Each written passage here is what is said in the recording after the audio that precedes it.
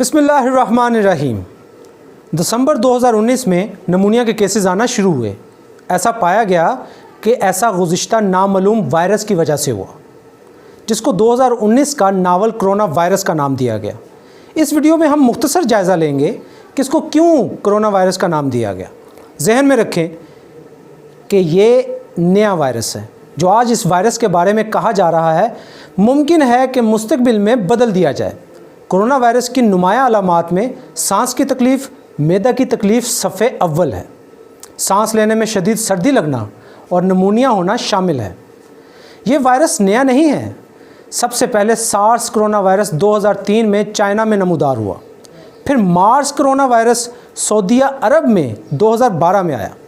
2019 का novel corona virus दिसंबर 2019 में नमूदार हुआ, जो एक लोगों के ग्रुप में नमूनिया में मुब्तला होने की वजह से नमूदार हुआ। ये लोग वुहान में समंदरी फूड और जानवरों से मुंसलिक थे। ये बीमारी सबसे पहले इनसे मुंसलिक रिश्तेदारों और मेडिकल स्टाफ में मुंतकिल हुई। ये बीमारी चाइना के साथ साथ दुनिया के दूसरे ममालिक में भी फैल रही है। तो सबसे पहले ये वायरस कहाँ से आया? सबसे पहले इस वायरस की बुनियाद जानवरों में थी, जो बाद में मुमकिना तौर पर इंसानों में मुंतकिल हुई। इस अमल को स्पिल ओवर कहते हैं। ये इनके साथ रहने से होता है।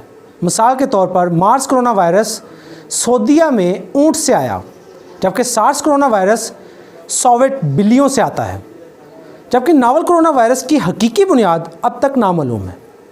ये वायरस एक इन्फेक्टेड पर्सन से दूसरे में हाथ मिलाने, खांसी या छींक आने से फैलता है, या फिर इन्फेक्टेड पर्सन से किसी जगह या चीज़ को छूने के बाद दूसरे लोग इसी चीज़ को छू लें, इससे आता है। सबसे ज़्यादा मुतासर लोग वो हो रहे हैं जो जानवरों से मुंसलिक रहते हैं, या वो जो इन्फेक्टेड पर्सन के साथ इलाज की गरज से या फिर घर पर रहने की गरज से रह रहे हैं। तो इसकी अलामात क्या हैं? इसकी अलामात क्या हैं? सबसे पहले तो इसकी अलामात में बुखार और सांस लेने में किल्लत है।